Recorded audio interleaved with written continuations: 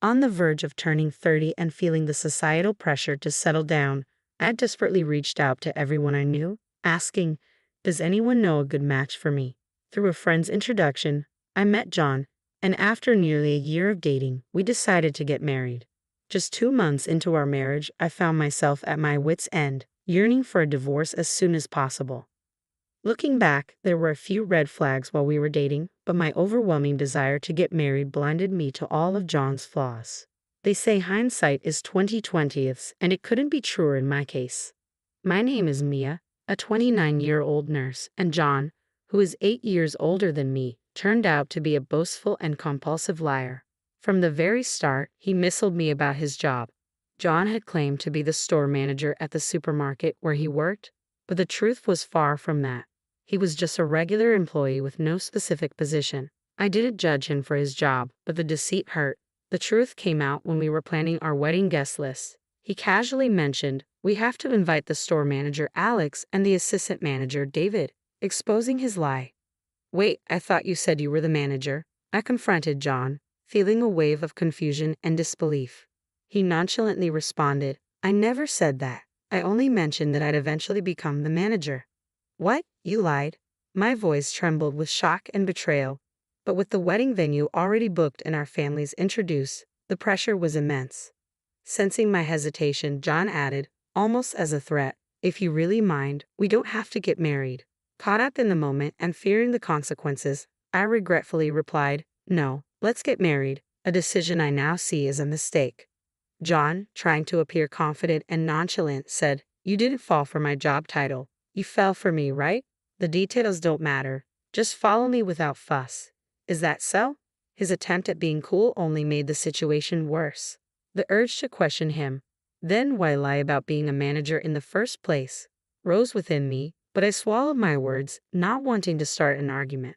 The next deception revolved around our living situation, which ultimately led to us moving in with John's parents. Before marriage, both John and I had been living with our respective parents, but I had proposed, "Let's build a house halfway between our parents' homes once we're married." Having always dreamed of owning a detached family house, I was determined to make this dream a reality. Growing up in a rundown rental, I had saved diligently for this purpose. John seemed on board, so house hunting became a regular part of our dates with visits to housing exhibitions and real estate agents. However, when it came time to make a decision, I suggested, "Should we consider the place we saw last week? Being close to an elementary school would be beneficial, don't you think?" John started, "My sister doesn't want to live near an elementary school because it's too noisy.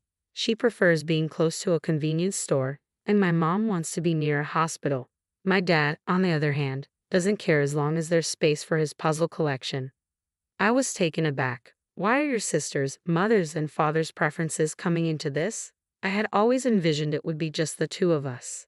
What? You knew this, did you? As the eldest son, it's only natural that we build a duplex for the whole family to live together. This was completely new information to me. I had always imagined us living alone, and I thought John was on the same page. "If that's the case," I replied, "I'm the eldest daughter, and my mother is alone at home. Your family still has both of your parents, remember? You're a woman, and I'm a man. It's different. Besides, your mother is fine with you getting married, right?" "That may be true," I responded, but I wasn't aware of this.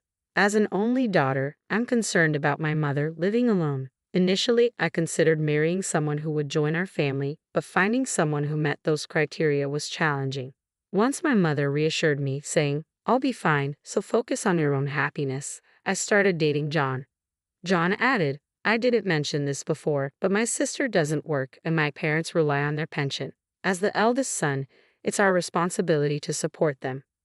Hold on a minute, don't include me in this so casually. I might be willing to adjust to living with my in-laws, but having his sister move in as well is something I can't accept. His sister, despite being in good health and having no illness, refuses to work because she prefers a life of leisure. His mother shares similar traits, while his father, though quiet, spends his days watching TV and working on his puzzles without contributing to housework. Ha! You're the wife of the eldest son. Are you saying you have no intention of supporting the family? I was stunned. Was he serious? If he wanted to support them, he should do so within his own means. My dream of a new single-family home was quickly fading. John remained resolute. I'm not backing down. If you're unhappy with this arrangement, we can just get a divorce. So, for the time being, I decided to move in with John's family, believing it was the best decision under the circumstances. I put aside my dream of building our own house, unwilling to squander the savings I had diligently accumulated during my single years. Consequently, after our marriage, I found myself living with John's family. Both John and I worked different shifts, he at the supermarket and I as a nurse, including night shifts. Shortly after moving in, I was jolted awake by my mother-in-law yanking off my blanket after a night shift. Sleeping until noon is unacceptable for a daughter-in-law, she said sternly. I just got back a little while ago and have another night shift tomorrow, I replied, struggling to keep my eyes open. Stop complaining and do some housework, prepare lunch for us. What are you doing? She insisted. I quietly pushed my mother-in-law out of the room.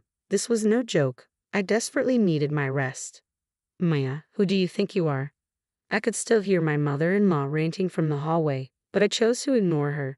I locked the door, inserted earplugs, wrapped myself in a blanket, and went back to sleep. I finally woke up around 3 p.m. and started tackling the housework. It struck me as odd. In this house, there are 3 other healthy adults besides me, yet I seem to be the only one expected to handle both housework and a full-time job. Just then, John came home. Hey, Mia, I heard what happened. You were home all day and didn't make lunch for my mom?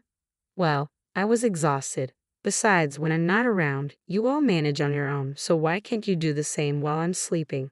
I shot back, noticing John's parents and sister smirking behind him. What about you? Didn't you say you'd be working until tonight? I left early because my sister called with a family emergency. All this fuss just because I didn't make lunch. It's ridiculous. My frustration bubbled to the surface, only escalating the situation.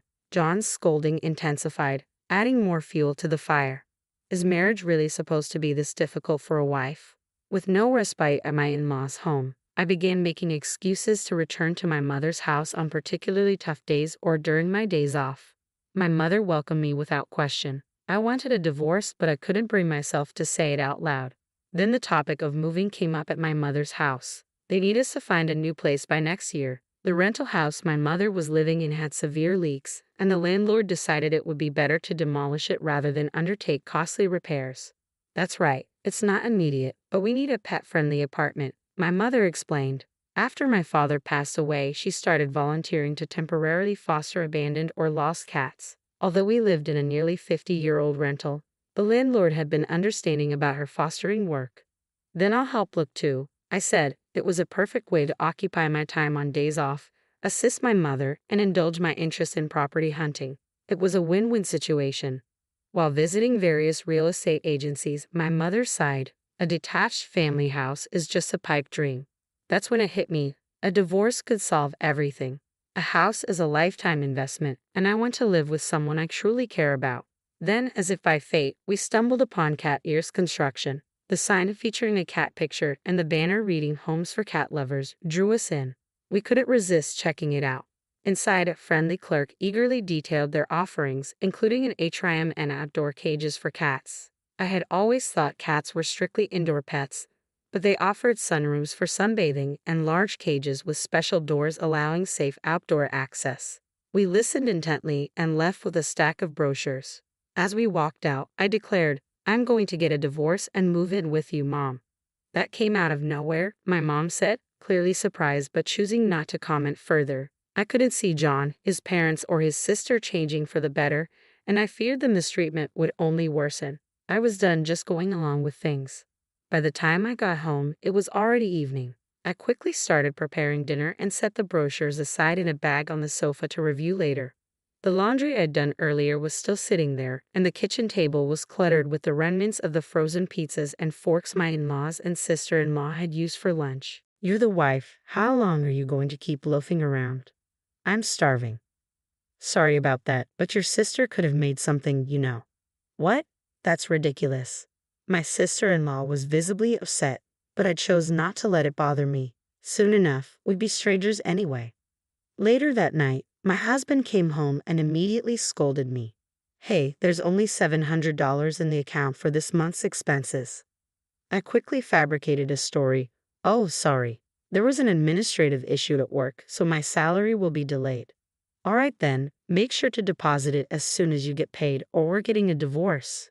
Sure, I replied. When we first moved in together last month, we discussed how to manage household expenses. John insisted that I contribute almost my entire salary of $2,500 while he would only contribute $700, keeping the rest for himself. I couldn't agree to that, so I insisted on equal contributions. As a result, I've only been depositing $700 for the past 2 months. I consulted a lawyer, prepared for divorce, sorted through my belongings, and stayed busy with work and organizing my parents' home. John, who typically had different days off, had recently started spending more time out with his parents and occasionally his sister. I found it unusual but convenient. One day, John announced, "I've bought a new duplex. We're signing the mortgage next Monday. Just so you know, if you oppose this, we'll be getting a divorce." He even handed me the divorce papers with a surprising level of consideration. A house. What are you talking about? You remember those housing brochures you brought home? I went with a different major builder, but it's still based on what you wanted. You'll need to use all your savings for this. Indeed, we had discussed saving for a home during our property search. Can I see those divorce papers, please? I asked, my mind spinning with shock, but realizing this was actually a chance I had been waiting for. I took the papers from him, skimming through them and noting they were already filled out. I had to suppress a laugh. John was unaware of my own preparations for divorce, so he thought threatening me with this would force me to comply. Fearing divorce was a thing of the past. Now, I was eager to finalize it. I completed the divorce papers and submitted them first thing the next morning. Since I hadn't brought any large items like furniture and been gradually moving my belongings out, leaving was relatively easy. I headed straight back to my mom's house. Despite John's persistent calls and emails that night, I chose to ignore them all. A few days later, my ex-husband showed up at my parents' home with his parents and sister, all visibly fuming. "Hey, what's going on? Why aren't you coming home?" he demanded. I simply filed for divorce after receiving the divorce papers, I replied nonchalantly. "Don't play games with me. I'd even built a house for us." "Well, you did that without consulting me and threatened divorce if I oppose. That was your decision," I reminded him. Maybe because we were at my mom's house, my mother-in-law was unusually subdued and attempted to downplay the situation, saying, "John must have been joking. Filling out divorce papers as a joke isn't funny. Our personalities clash completely, so I see this as a chance to end things. Irreconcilable differences are a valid reason for divorce," I said firmly. My sister-in-law jumped in. "We'll be in trouble without you. Who will provide for us? Who will pay the mortgage? That's something your family will need to figure out on your own. I'm a stranger now. Besides, why should I be responsible for a perfectly healthy sister-in-law?" I retorted. My father-in-law glared at me in silence. "I never thought you could be so cold," John said, clearly hurt. "Well, that sounds like a difference in values to me. Yet another perfect reason for divorce," I quipped. When I consulted with a lawyer, I learned that citing irreconcilable differences or a clash of values alone isn't typically enough to easily secure a divorce. However, in John's case, his lies about his job and income, his abusive behavior, and his attempt to unilaterally make me cover all living expenses made the reasons for our divorce clear-cut. On top of that, he bought a duplex on his own and threatened me with a pre-filled divorce form. "I won't accept this divorce," John insisted. "Even if you refuse to acknowledge it, you prepared the papers yourself, and your parents are witnesses," I said, showing him the photo I had taken of the completed form before submitting it to the lawyer. At that moment, my mother appeared, filming everything on her phone.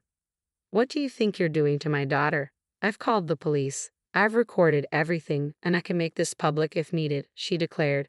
Although my mom hadn't said anything, her anger was palpable. My father-in-law, clearly unnerved by the mention of the police, started to panic. "Please, no police. This will make things look terrible. Just stop." I had always seen my father-in-law as the quiet type, but it became clear he could speak up when it mattered. I found it oddly revealing that John's tendency to boast might have come from his father. With that realization, John and his family reluctantly left.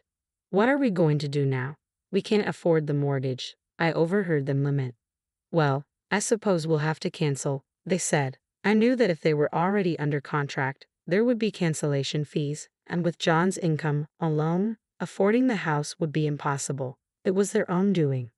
Later on, likely concerned about their public image, John and his family settled with me without further fuss. A few months after, my mom and I moved into our dream home, a brand new detached house designed by Cat Ears Construction, specifically tailored for the comfort of rescue cats. Knowing about my mom's work with rescue animals, the company built the perfect house for us at a significantly reduced price. Both my mom and I were overjoyed. Though I might have rushed into marriage and made a major mistake, I now realize that without that experience, I might never have considered building this home. Watching the cats enjoy the sun and settle in comfortably, I couldn't help but feel that everything